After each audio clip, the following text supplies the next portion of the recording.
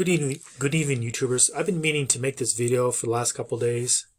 This video probably won't be of interest to most people, but if you're willing to do a lot of legwork yourself and you want to live in the EU for some reason, there's kind of a new program people are talking about for the cost of $100. Now that's a little bit misleading. It's good. You put it in your own legwork. It's going to cost you more than $100 or €100. Also, too, if you want to pay a lawyer to do the legwork, it'll cost you more than €2,000. But here's a way to get a residency in the EU, but it's not perfect and it's not for many people, especially when you consider once you get into the EU, they can change the rules on you. And if you're a high net worth individual, you probably will have to really pay a lot of fees and lawyers to get around tax, stuff like that. Anyways, this is an email I got from Peter McFarlane. He has a free letter called the Wealth Report. Anyways, I'm just going to read off some of it to give you an idea if this might be of interest to you. Here we go. I'm going to read it now. It's very rare that a new offer comes along to obtain a residence permit to live tax-free in a European Union country.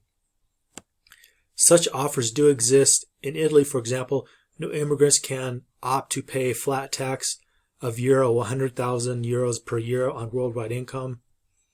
I knew about that one, actually. Jason Stapleton talked about that today. Anyways, I'm going to continue. Portugal has its non-habitual residence regime that allows new immigrants to be exempted from most income tax, albeit with some fairly restrictive conditions. Malta has some tax benefits too that are attracting crypto millionaires at the moment. I know a guy who went for that. Before it was 0 tax in Malta, then they raised it to 3, and then my understanding they raised their income tax to 5. I do believe some people got grandfathered in at 3% or under 3% or 0 if they were resident there before all that happened. But I don't know. I don't pay attention to the Eurozone much anymore. Anyways, I'm going to continue.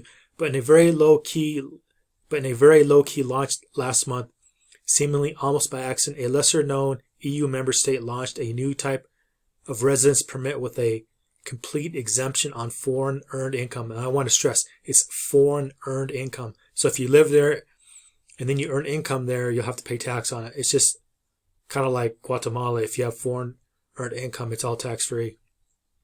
Anyways, for a grand total cost and fees of around $100. I thought it was €100, but I guess it's $100. So I don't know if I actually think because the euro's been pretty strong now, it might be over $100. And it can be issued in just 1 to 2 months. What's fascinating too, this can all be applied for online, which I'll get to in a moment. The main criteria to qualify you plus your loved ones and kids for this visa are: you must be working for a foreign company. You can own the company or just be an employee, and it can be from anywhere in the world. Doesn't matter. An offshore company will work fine. You just cannot be retired or unemployed. That's really easy to set up. You can set up an LLC pretty cheap in the States or in the UK or in Canada for that matter. And as I'm going to continue, you must have around $30,000 in a personal bank account. This figure could even potentially be reduced if you can be bothered to submit slightly more complicated paperwork. You cannot be an EU citizen. Why? Because as an EU citizen, well, you just don't need a residence permit to live in the EU, so you're out of luck. Brits will be breathing a sigh of relief here that due to Brexit, they can qualify alongside Americans, Aussies, Russians, Asians, people from St. Kitts, Vanuatu, etc., etc. You don't need any expensive lawyers to do this. You can apply for it yourself online in English or in person or at the nearest embassy. In this article, I will explain how to do it. You're thinking, there must be a catch. Anyways, I'm going to keep continuing. There are a few other minor criteria. Having health insurance is one and a clean criminal record. Then there are some of the other catches that are arguably pretty significant and some other points that are not really clear that we will get to in a moment. But if a tax-free EU resident permit appeals to you, you probably should read on and see if you can work around these relatively minor inconvenience in order to qualify. I will also give you some practical examples of planning scenarios and structures that I think might work. Before we get into the details, a caveat: this EU residence program may or may not be a way to reduce your overall tax bill. That depends very much on the rules of where you are coming from. Americans will still be liable to U.S. tax on their worldwide income, though the foreign earned income exemption might, I repeat, might come to usefully into play. Yeah, if your income's under 100K, it'll be useful depending on your particular circumstances. But then if you're an American to get that foreign earned exemption, I don't think you can work for your own company. I think you have to work for an offshore company, but I might be wrong. I'm not a lawyer. Anyways, I continue. Besides that, the program was only made law in February, and the online application procedure was only launched this month, March 2021. There are a few things that are still unclear about how it will roll out in practice. Right now, you should consider yourself a beta tester if you decide to sign up. Frankly, I find this tax exemption surprising to say the least. I think it could easily be restricted in the future, but then again, the idea is clearly to attract wealthy foreigners who will spend money in the country, so maybe it's a sign of things to come as competition for wealthy residents heats up around the world. I'm just going to interject. I think that's what's actually going to happen. As the economy slows down, as tax revenues go down, more and more countries are not going to cooperate with each other on taxes, so it's going to create more opportunities for legally or not so legally avoiding tax. But I'm going to continue reading this. I won't keep you in suspense any longer. The country we are talking about is Croatia. And the program we are talking about is their new digital nomad visa. Again, I want to stop. I made a previous video about the Bahamas doing this. I think many countries, well, not many, I think a lot, well, not a lot. I just think more countries are going to do this. So that's why I say we live in the best of times and the worst of times. Because countries have to compete for people now. Because the whole world just stopped their economies and screwed everything up. Now these countries are broke and they need tax revenue. So taxes are going to go up, and then other countries are going to go down for people who have money and lawyers and accountants. Anyways, I'm going to continue.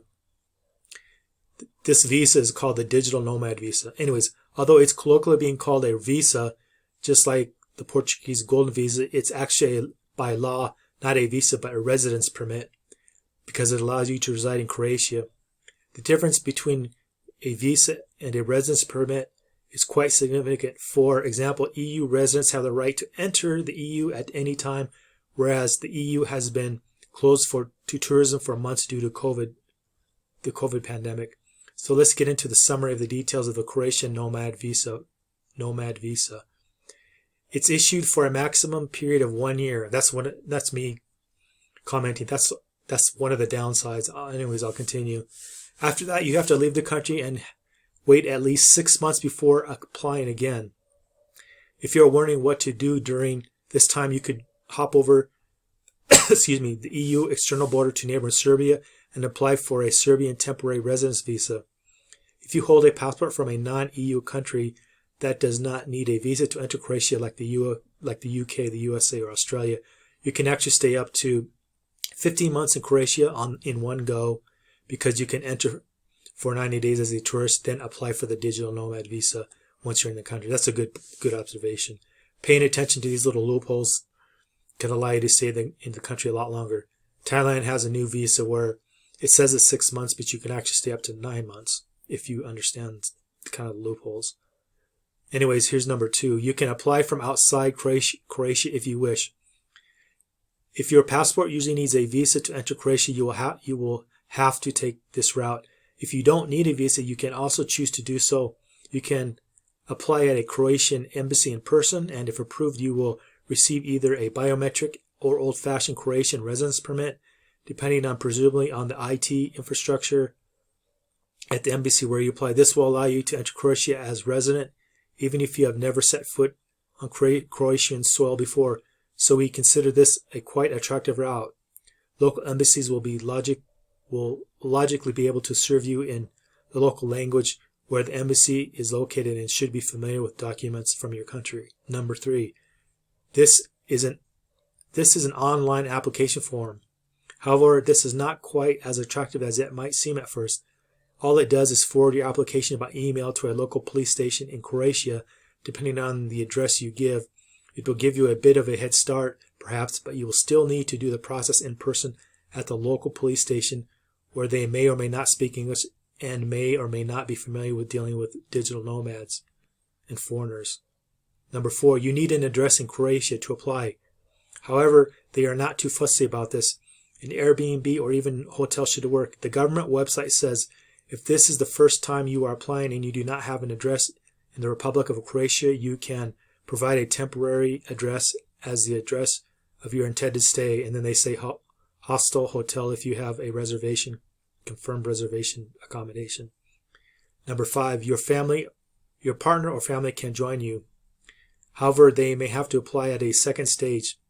First, you have to be approved as a digital nomad.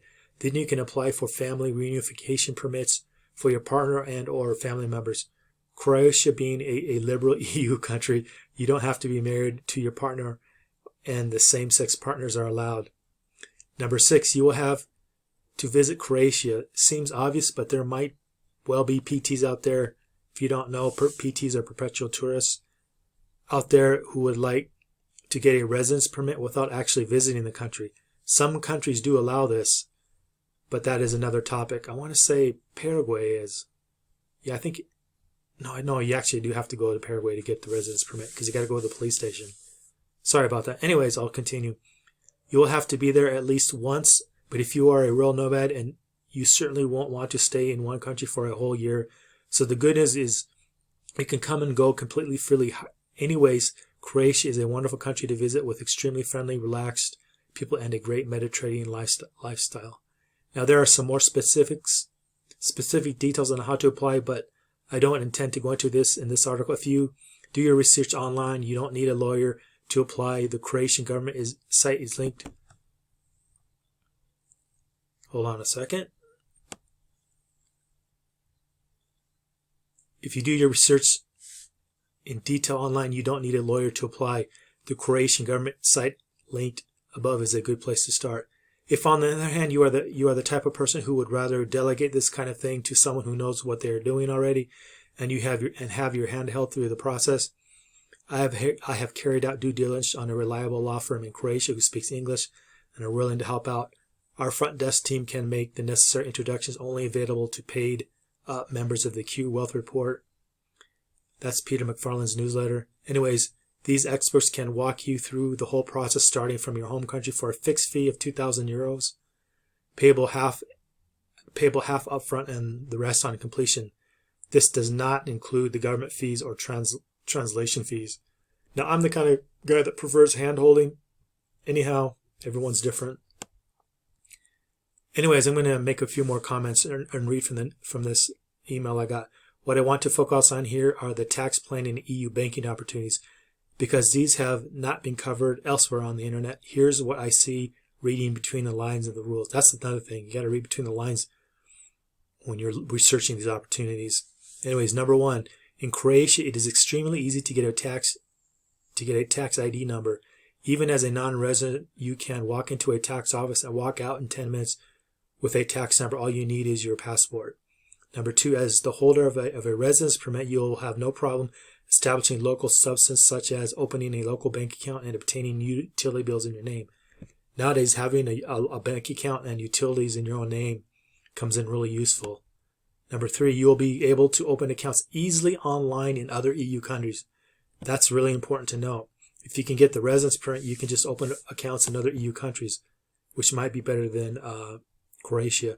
Using banks like N26 or Revolt, banks in other EU countries might well want to see your Croatian residence permit, utility bill, and your Croatian tax number, or any automatic reporting. They will go to Croatia, which would certainly be considered as your country of residence under CRS reporting criteria. This situation is slightly different if you're a U.S. citizen. Yeah, if you're a U.S. citizen, it's very interesting.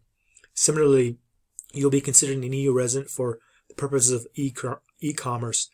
Visa and MasterCard have become very strict on having EU residence directors for e-commerce companies. That's true. Everything's getting strict. So what about tax?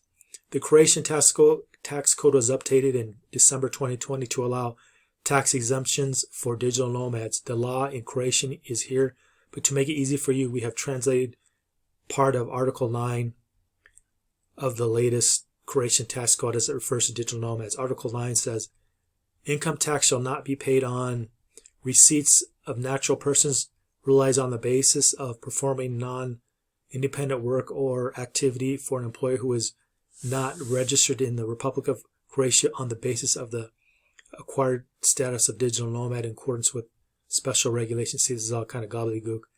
This clearly means if your income as a digital nomad in Croatia is tax exempt, and for practical purposes, the tax authorities in Croatia will not expect digital nomads to file. That's interesting. They won't even have to file. Imagine that. That said, it is important to note it is not technically speaking an exemption from reporting other forms of income, i.e. passive income does not come from your bank, from your work as a digital nomad. The other question is whether you will actually be considered tax resident of Croatia. This question remains open, and I will not attempt to answer it here from a technical tax lawyer viewpoint, so you have been warned. PwC website, which I consider a reliable source of information, says that someone who is physically present in Croatia for at least 183 days a year in 1 or 2 calendar years is a tax resident of Croatia under Croatian law.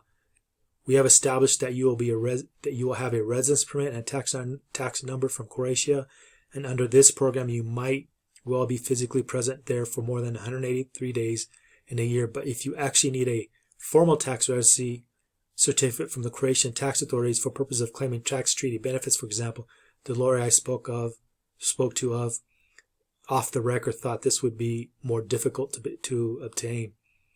And that's really important for Americans. Basically, Peter's talking about Americans, I think. When it comes to extricating yourself from the tax system or wherever you are coming from, different source countries have different criteria. If you say you are moving to Croatia, some countries might ask for a certificate of tax residence there, but I believe for most purposes, the fact that you physically move out and have a 1-year residence permit from Croatia will be sufficient. For the UK, by way of example, criteria for non-residents according to the UK government says it's fairly simple. You are automatically non-resident if either you spend fewer than 16 days in the UK or 46 if you have not been classified as UK resident for the previous 3 years. You work abroad full-time, averaging at least 35 hours a week, and spent fewer than 91 days in the UK, which is no more than 30 were spent working. Okay, for UK people. Anyhow, the Croatian digital nomad visa demonstrates that you work in Croatia, so I believe it fits the bill nicely, and you could still spend up to 90 days per year in the UK. Note that the UK tax runs from April 6th to April 5th the following year. Here's the part for Americans. What about Americans? U.S. citizens are fully taxable on their worldwide income no matter where they live. This is true. However, they may claim double tax treaty benefits, and Croatia has a tax treaty from the USA. To claim these benefits, however, you would require the above-mentioned certificate from the Croatian authorities, which might be hard to get. But then again, do you need it anyways? If Americans choose not to claim treaty benefits but are nonetheless working Croatia for a whole year, they can claim the foreign earned income exclusion, which is it's a little over $100,000 now. It's like 101 or 106,000 or something like that. So if you make under like 101,000 or 107,000, whatever it is this year, you're tax free, you're home free. Finally, let's talk about the foreign company that will be your employer under the Croatian digital nomad visa. The main criteria for digital nomad visa to be found in the law, specifically in their code, it says that digital nomad is a third country national who is employed or performs foreign work through a communication technology for a company or his own company that is not registered in the Republic of Croatia and does not perform work or provide service to employers in the Republic of Croatia. So it sounds like your customers can't be in Croatia. You can't have clients in Croatia as long as your corporation is offshore from Croatia and your clients are offshore from Croatia. You're home free. This is fairly clear then. according to the article. It can be any foreign company, including one of your own, that has no other links to Croatia. That's what I'm saying. LLC from the US or from Canada or UK would be fine. This might be an ideal opportunity for those looking to acquire an offshore company for the first time. Then he just goes on how if you're a crypto dude or dudette, you can get an offshore company in the Marshall Islands, Nevis, or Panama, which I already know. Then he talks about the offshore trust and company would pay zero tax, and you are free to pay yourself whatever salary you like out to yourself in Croatia. That's earned income, completely tax-free. Excuse me. Anyhow, I'm not going to read too much more of this because it's mainly about crypto investors and traders who live in Portugal and Malta. I just wanted to put this out there for people who are looking for a residence permit in the EU, which is Croatia, and if your income comes from offshore, an offshore company you either own or you work for, and then if you have $30,000 in a bank account, and it says according to this article, you can have less than that if you're willing to provide the government more information on yourself. So for some people, this would be a great opportunity if they want a plan B in an EU country. Croatia is a nice place. It has a lower cost of living, and in general more freedom and liberty than, say, Western Europe. But it's still part of the EU, so as it says in this article, once you get your residence permit, you can open a bank account anywhere in the EU, which is not easy to do if you're an American or just in general. It's just not easy anymore. Anyways, I'm just going to post this to the channel, so if anyone's interested, I'll see if they posted a link here. I don't think he posted the link to the government website. I'm checking. You could probably Google it. Just Google Croatian digital nomad visa. That's what they're calling it, but it's a residence permit. It's not really a visa. Anyways, I'm going to post this. Have a good evening. Like, share, subscribe, and leave a comment. Thanks.